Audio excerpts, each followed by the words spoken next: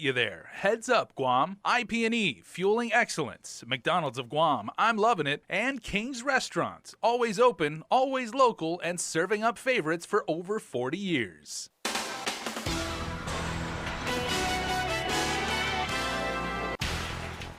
Now on Primetime, the former Chief of Staff for Michael St. Nicholas files an official request with the GEC for an audit of the Congressman's campaign finances. Plus, war claims payments can't be paid out until the Senate passes corrective legislation. What is your governor doing to move things forward? And Chris Barnett follows up with the EPA on a Tumon parking lot that was littered with trash back in July. Hafide and good evening, everyone. He's not backing down. A former top staffer to Delegate Michael St. Nicholas has filed an official request for the Guam Election Commission to conduct an audit of his campaign finances. Sabrina Salas-Matanani has tonight's top story. John Paul Manuel is the former chief of staff to then Senator Michael St. Nicholas and also the former chairman of his 2018 campaign for Congress. Just before the close of business Friday, he made the official request for the Guam Election Commission to take a look at the use of campaign funds for personal expenses and receiving contributions above the allowed amount. According to Manuel, included in the complaint he filed is an attachment that shows a $10,000 campaign contribution from a prominent local businessman. Manuel says the paper trail will show that St. Nicholas allegedly spent campaign funds to reimburse himself for personal expenses, including using some of the funds to pay for off-island trips and hotel rooms here on Guam and in the Philippines to spend time with his longtime mistress. That mistress is now employed by the congressman, which, if found true, is a violation of House Ethics Committee rules. I think there are things that the congressman needs to take responsibility for, and I am ready to see him take responsibility for it. The congressman earlier this week issued a response to the allegations on Facebook, calling them baseless, chalking it up to local dirty politics. He also announced that there was an active FBI investigation that was initiated in January into various local government officials. Manuel, who had worked with St. Nicholas for 6 years, said his response was what he'd expected. His former chief of staff also called him out on St. Nicholas's Facebook page, challenging the both of them to take a polygraph test. Manuel writing, quote, "You know in your heart what I'm saying is true." Now that a complaint has been filed with the GEC, it will be up to the board to decide what action it will take. They are scheduled to meet later this month. As we reported, St. Nicholas just days ago faced a misdemeanor charge and up to a $10,000 fine for failing to file multiple campaign reports since the 2018 election with the Guam Election Commission. His district director and current campaign chairperson, Jennifer Wynn, met the deadline and filed the reports. Wynn admitted, however, that it was incomplete because, quote, they are rebuilding the reports. A term GEC Executive Director Maria Pangilinan said it was the first she'd heard of. As for Manuel, he says this was just the start, telling KUAM he has other complaints he will be filing with other officials next week. Reporting for Guam's News Network, I'm Sabrina Salas-Matanani. War claims funding deposited with the Treasury Department should grow to more than $24 million by next week. But until the Senate passes corrective legislation, that money can't be paid out to survivors. That's why Governor Leon Guerrero says she will continue to push for local payments while Delegate Michael St. Nicholas tries to steer his bill to passage. Under a 2017 defense spending bill provision, Guam federal employee tax collections above a certain threshold must be set aside for war claims payments. But because of a technical flaw, that money can't be released. A bill by Congressman St. Nicholas to fix that passed the House, but it's still awaiting action by the Senate. Meanwhile, another $18 million in war claims funding will be deposited with the Treasury Department next week. That means there'll soon be more than $24 million just sitting there that can't be dispersed. Of course, I don't know the politics there in D.C., but it's really an easy thing because already the law has been passed. There's money in the account, so there's no finding of funding sources. It's already there. It's just, again, a technical change in the way U.S. Treasury should access that account. The governor says while she is supportive of Congressman Nicholas's bill, she has not heard from him about its progress. According to the U.S. Senate website, it remains with the Judiciary Committee chaired by Senator Lindsey Graham. I have written letters to Senator Lindsey Graham and Senator Dianne Feinstein and other senators that I think are, friendly to us, to see if they could push it forward. And she's still pushing local senators to pass a measure this month to advance payments locally. Nestor, the reason we did the advance program is because we want to pay them before they leave us. And I think it should be at least the minimum that we can do for all the atrocities that they have experienced during World War II. The governor will be traveling to Washington next month, where she says she will again lobby for the San Nicolas measure if it hasn't yet gone through. Efforts to try to kill the Guam Cannabis Act going up in smoke as U.S. Magistrates Judge Joaquin Manabusan issued a recommendation to dismiss the lawsuit for lack of standing. In April, Sedfrey Linsangan challenged the law, which legalizes adult recreational use of marijuana. He argued it contradicts and violates federal law. He also contends elected leaders committed official misconduct. Judge Manabusan recommended the case be thrown out. Linsangan now has 14 days to file an objection, after which the chief judge can decide whether or not to adopt the recommendation. And late this afternoon, the jury returned a verdict in the Manila machete attack case. The jury has reached a verdict and they find that Emmanuel Resalap guilty of aggravated assault with a special allegation, 2 counts of terrorizing, and 2 counts of criminal mischief with a special allegation attached, and family violence as a misdemeanor. He was not convicted of attempted murder. The co-defendant, Jordan Resalap, was found guilty of 2 counts of criminal mischief and 2 counts of terrorizing. The 2 brothers are charged in the Manila machete attack, an incident that started as a physical altercation between family members in the parking lot of Best Store, then resulted in Emmanuel cutting his cousin with a machete, and the machete used by the defendants to strike innocent motorists who were passing by on University Drive. He was charged with a felony, but instead, inmate Brian Matthias was found guilty of a misdemeanor for beating up a 69-year-old Department of Corrections officer back in June. Matthias said it was in self-defense. Following the verdict, prosecutor Pete Santos says he respects the jury's decision and that it's evident, he says, they were sympathetic to both sides in the case. Defense attorney Ali Nosman, meanwhile, says she's proud of her client for going forward with it. Matthias is scheduled to be sentenced on September 30th. He could face an additional year in prison. Upset after being told that his time was up to use a phone, detainee Jay Resalap is accused of pushing and then punching a corrections officer multiple times. The incident occurred at Post 2 at the Manila prison Thursday morning. The officer let Resalap speak to his family for 10 minutes, but he allegedly got so mad after being told it was time to end the call that he threw the phone and slammed the security door. He then allegedly went up to the officer and started arguing with him and then beat him. The 20-year-old now faces charges of assault on a peace officer, as a third-degree felony. Chairwoman of the Committee on Federal and Foreign Affairs, Senator Regine Biscoli, laments the Department of Homeland Security's decision to rescind the policy that allows for Russian nationals to enter Guam, but she says we should trust in the decisions of the department. I think it's certainly an unfortunate blow to our tourism economy. We know that Russian tourists spend more, they stayed longer, but I think it's really important to note that Homeland Security's fundamental role is the safety of our island and of our nation. And she had no further comment on the matter. Legal action has been filed against the Guam Memorial Hospital and the government of Guam for damages and the wrongful death of a 5-year-old boy. KUAM's Adriana Cotero speaks with the plaintiff and father, David Lubofsky. I said, okay, where do you want to go? Keep the mask on. He goes, I want to go to Hong Kong and go to Disneyland. He told me that was one of the last things he said to me. These were some of the last words 5-year-old Asher Dean Lubofsky told his father while lying on his deathbed at Guam Memorial Hospital.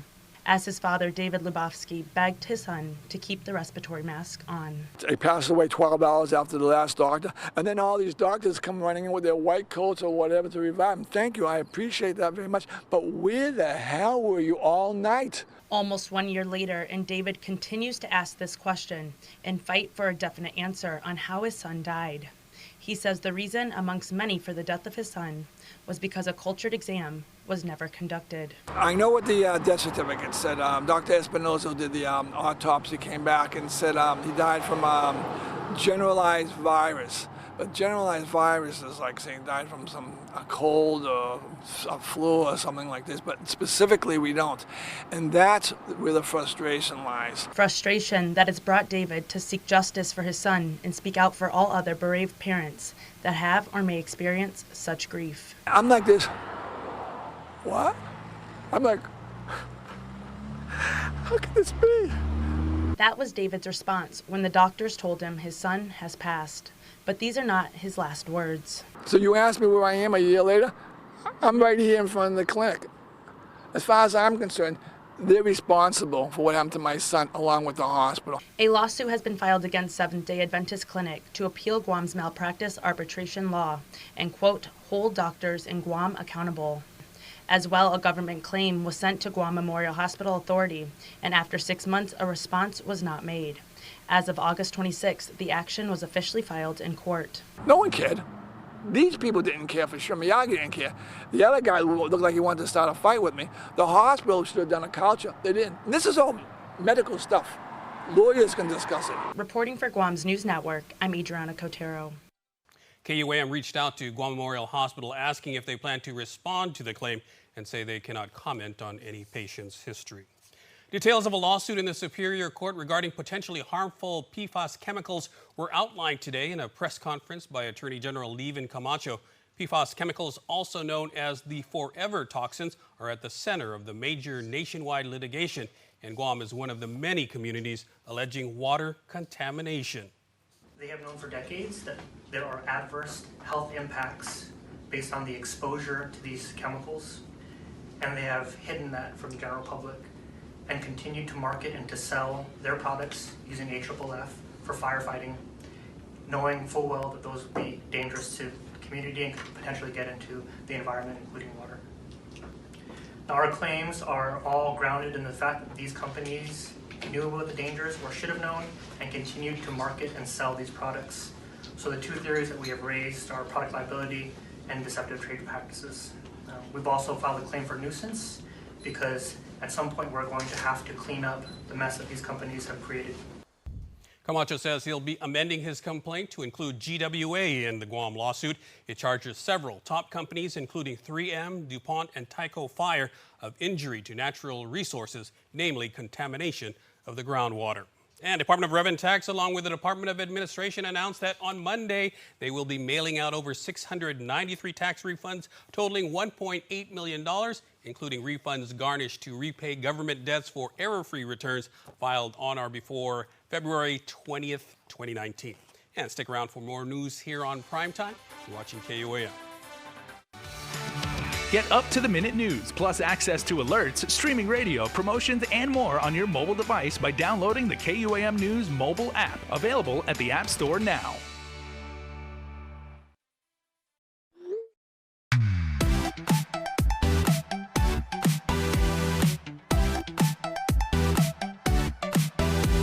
Half the day, I'm in the club.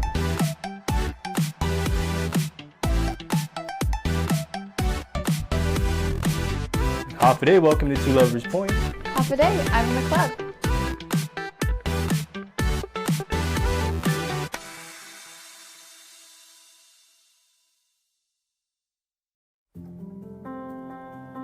Matson is in this community. We've been in this community for decades. We're gonna be in this community for decades to come.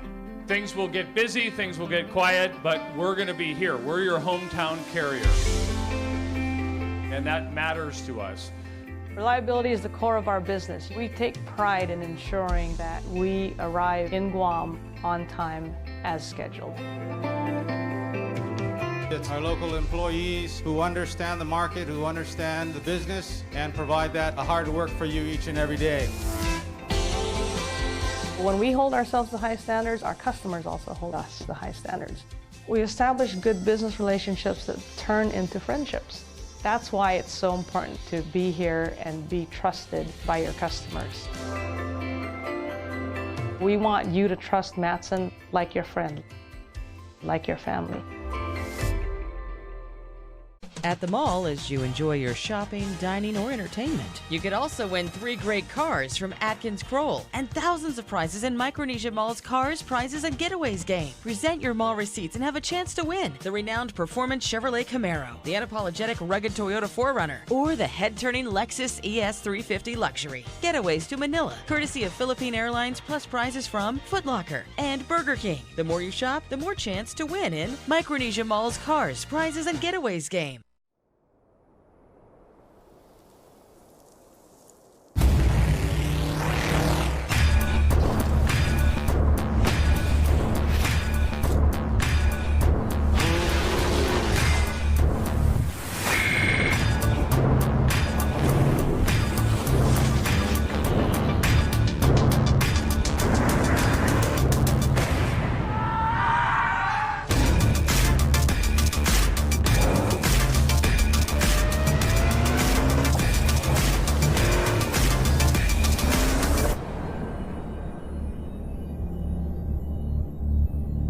Are you not entertained?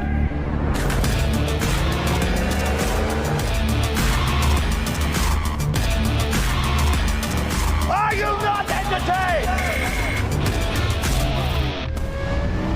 Is this not why you are here? It's a special delivery to your inbox every week with your KUAM News Roundup, program advisories, and promotions. Sign up for the weekly KUAM Digital Digest today on KUAM.com.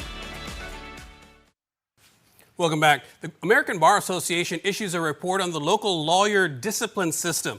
The report follows an ABA consultation team that visited Guam back in January at the invitation of the Guam Supreme Court. The assessment includes 24 recommendations based on interviews with the ethics prosecutor, Guam bar members, judges, lawyers, as well as complainants and respondents. The recommendations include the need for enhanced technology tools. The team found that the ethics prosecutor's office doesn't even have an electronic caseload management system. They also recommended the Guam disciplinary system be more accessible and visible, where the public would be able to check on a Guam lawyer's licensure status. Supreme Court Chief Justice Catherine Merriman says the report is an objective look into the structure, operations, and procedures of the current lawyer discipline system. You can read the full report on our website.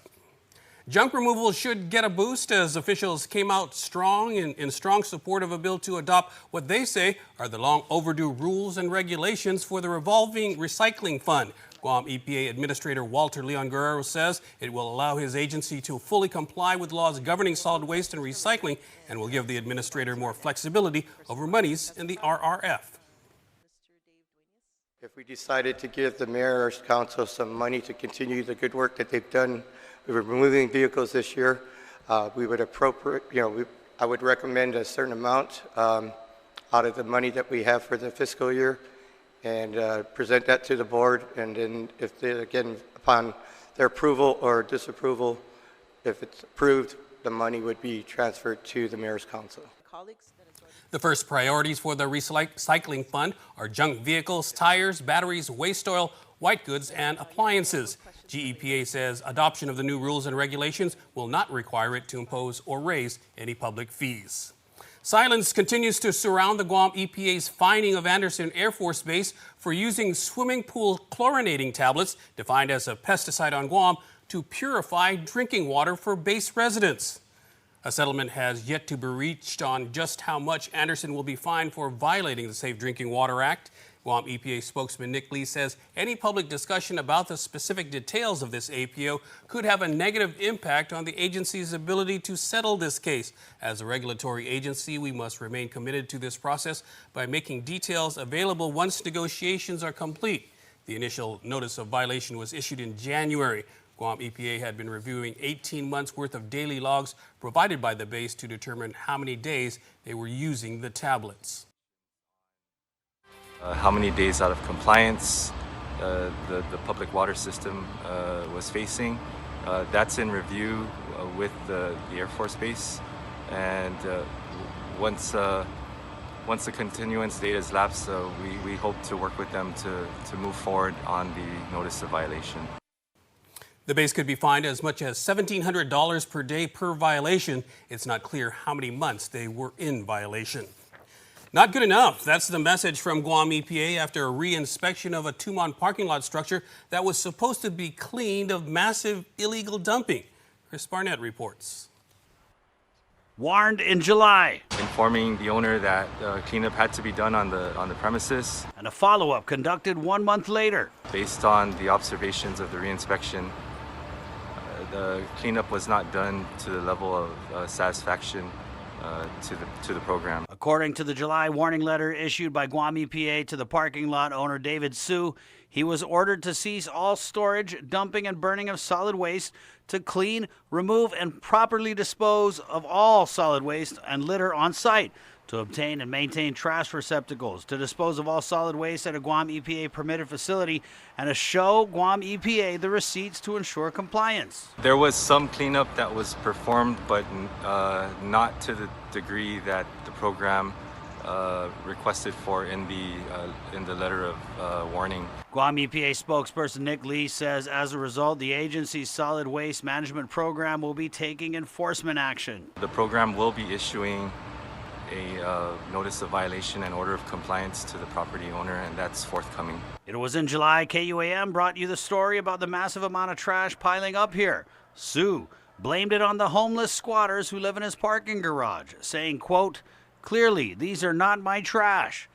But according to Guam law, if you own the property, it's your responsibility." And for Sue, it could come with a price tag for non-compliance. That's still being reviewed right now, but just remember that our statutes allow for a maximum of no more than $1,000 per day per violation. Sue, as we reported, also owns the Verona Hotel, which is also under investigation by Guam EPA, again for illegal dumping and storage of abandoned vehicles on the property. Lee says a notice of violation for the Guam Community College is growing. The school held a ribbon-cutting ceremony for a new $5.1 million building, which houses the criminal justice and developed education programs. The new wing of Building 100 adds another 9,000 square feet, increasing the total area of the building to more than 17,800 square feet. GCC President Mary Okada.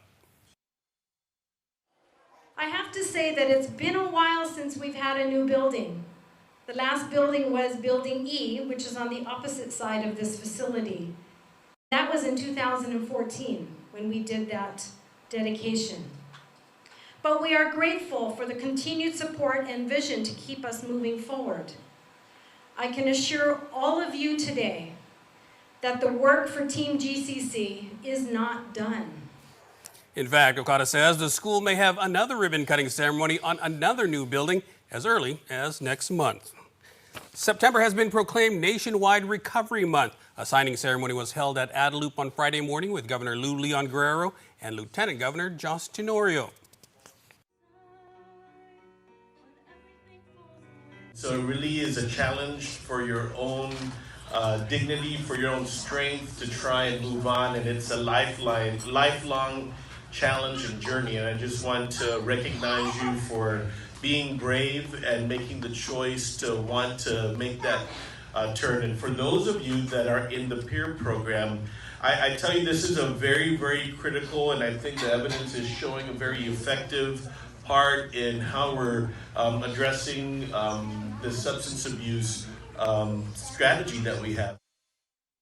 The Lieutenant Governor says building a robust substance abuse program is a big priority and personal mission for the administration. September was also proclaimed Suicide Prevention Month. Coming up next, Dave Delgado has the Dial Rent-to-Own Athlete of the Week. Stay tuned.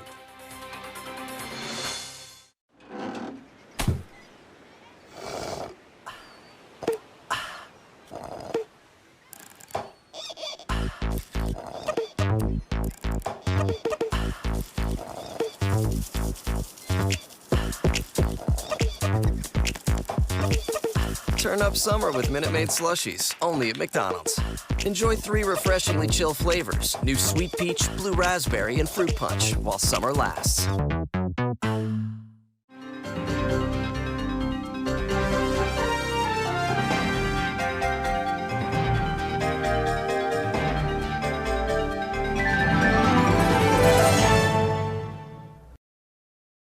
A beautiful, healthy smile is an expression of confidence. The more confident you are about your smile, the more likely you are to fully express your feelings without having to worry about the way your teeth look. Before cosmetic dentistry, I didn't smile as much. I didn't have the confidence, and it shows. And since I've had cosmetic dentistry done, I feel 10 times more confident. I make my initial introduction with a nice big smile and a handshake, and I just feel like it really is a relationship builder, a nice warm smile, and it makes the clients and customers feel more comfortable with you, feeling confident, and they feel that you're not just there for business, that you're also there kind of as a friend as well. So, I mean, it's amazing how powerful a smile can be. A good smile. Since your smile makes a significant impression on those around you, it is important that it makes the impression you want it to make.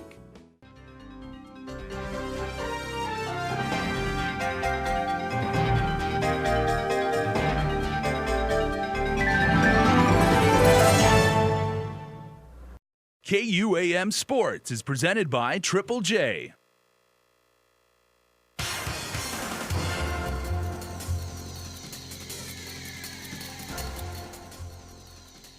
We're here, Darren Tony Saganya, for our Athlete of the Week. Today we have Jacinta Sumbagese Dayanara Kama from the weightlifting team who represents Guam. Thank you for being Daryl's Athlete of the Week. Who would you like to present the check to?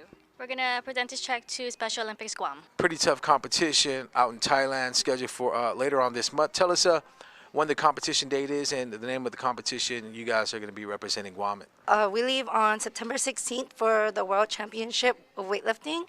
It's going to be in Thailand. We're actually expecting about 88 countries from all over the world. It's like a smaller downsize from the actual Olympics itself, but just weightlifting exclusively. This is where the best of the best will be competing for us to qualify for Tokyo 2020 Olympics. And since the Pacific Games, how has training been for you guys? Right now we're trying to maintain technique and also at the same time critique it and mildly working on strength, so hoping to peak at Worlds. So basically we're following the same program we did for Pacific Games, but made some changes because leading up to Pacific Games we did have a few months to prepare, and right now leading up to Worlds we only had about a month and a half after we finished Pacific Games, so we had to taper and recover from that competition, and then we just had a month and a half left leading up to Worlds. The motivation is still there because barely missing out on the gold medal at the Pacific Games. Yes, I missed the gold medal by 2 kilos.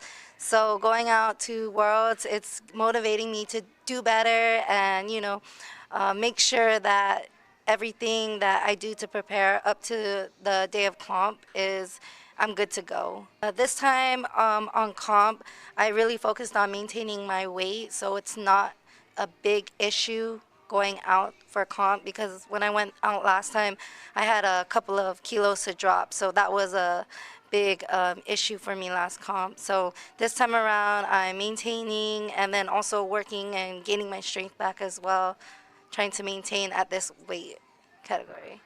And for the competition in your weight class, it's pretty tough.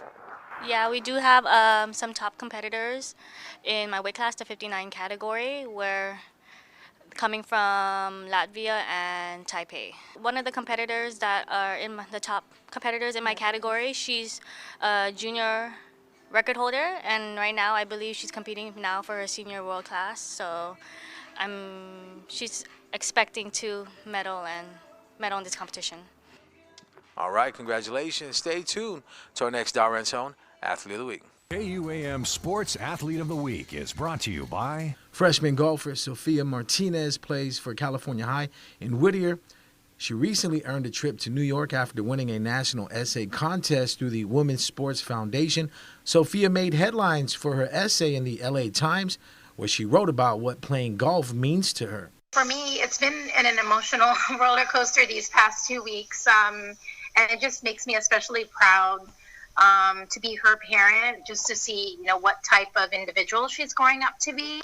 Not only is she excelling at a sport, but she is a well-rounded person and academically very strong. So it's nice to see her emerge as, a top scholar athlete.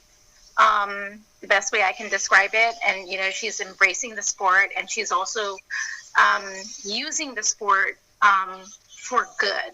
Sophia's passion for golf and piano started with her parents wanting her to stay active. She stays connected to the island by wearing her favorite polo on the course that shows the island of Guam. The polo is her lucky shirt. The red polo shirt was given to me by my uncle, Dave Brantley, and it was a present. I really loved it, so I wore it to almost every game, to the point where my mother got tired of it. She's like, wear another shirt. It feels great to represent the whole island of Guam on a national scale. Sophia's most memorable moment with the sport of golf would be her recent hole-in-one on the first hole at the Don Abbey Golf Course in Norwalk, California. Her goal is to play golf at the collegiate level, preferably for UCLA or USC, or even one day represent Guam on the national team. She says she'll stay open to all offers, but academics is definitely first priority. I think it's really important that academics is there along with sports, because not only is the academics is going to help you with attending college, but also it helps you achieve more in life. It makes me more well-rounded. My season's been pretty good. Yesterday, I started on my first tournament. My team won by a few strokes. We were all really proud of that moment. I am the highest contributor to the team, and I'm still a freshman. Well, what I really love about this sport is all the people it can bring together. I've made new friends from, even though they're my rivals, I can still connect with them. In programming news, make sure to keep it locked to the stations of KUAM for all of your NFL action. Monday, September 9th, we get the morning started early on KUAM TV 11, 3 in the morning. NFL on CBS, the Buffalo Bills at the New York Jets. Switch it over to KUAM TV 8 for NFL on NBC, 10:15 a.m. Ben Roethlisberger and the Pittsburgh Steelers take on Tom Brady and the New England Patriots.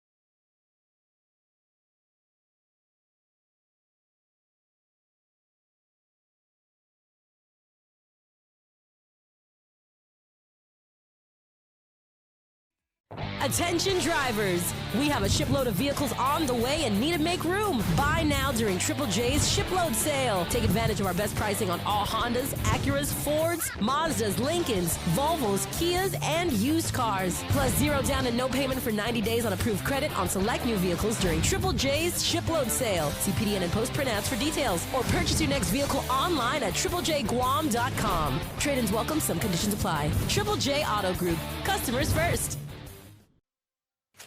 Welcome back, everyone. Before we say hello to tonight's birthday babies, we've got a goodbye to do. So as a familiar face spent her last day at KUAM, Asha Robles started as a news intern, eventually getting a full-time position as a sales account executive, and for the last 2 years working on our digital team. She's produced a lot of the content you consume on Instagram and Facebook and has hosted several popular segments like Trend Spotting. She's moving to the mainland where we know she'll be successful and represent our island well. So from all of us on the air and online, adios, Asha, and good luck. And before we close out the news tonight, of course, our latest round of birthday shout-outs from the Cold Stone Creamery Birthday Club. All right, everybody, it's Friday. Got some birthdays tonight. Okay, and we say happy birthday on this Friday to Austin John Cruz Santiago. Happy birthday number 12 from his Cruz and Calvo familia. Maria Guerrero Duarte, happy birthday, May. We love you, says your familia. Joel Wolford has a birthday today, and his family and friends say happy birthday. Wish I could be with you today. Love, Loriana, kids, and our granddaughter, Keani Joy. It is also a happy birthday number 1 to Sierra Tassi Garcia. We love you so much, Love Bug, from Mommy, Daddy, Tai Tai, Callie, CJ, Mama, Papa, and the entire family. And we have a belated birthday wish too, and those are always welcome and appreciated. Tyrell Placidus, happy belated birthday. We love you so much from your entire family. And from all of us at KUAM and Cold Stone Creamery, hope you had the best birthday ever. Ever. Like, ever. And remember, you can be a part of the Cold Stone Creamery Birthday Club by registering online on KUAM.com. And please make sure to include with your photo your name and birth date. And it's that time of the week where we announce the winner of a yummy Cold Stone Creamery birthday cake. This week's winner is Valerie Sayama Flores. Congratulations.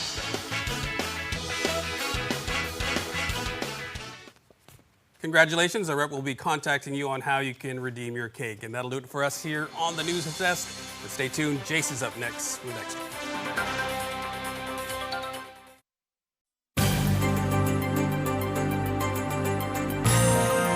Good day, everybody. I'm Jason Salas, and welcome to KUAM News Extra. Tourism Works is starting at the top of the show this week, and we got a really, really good guest. Here's David Cruz.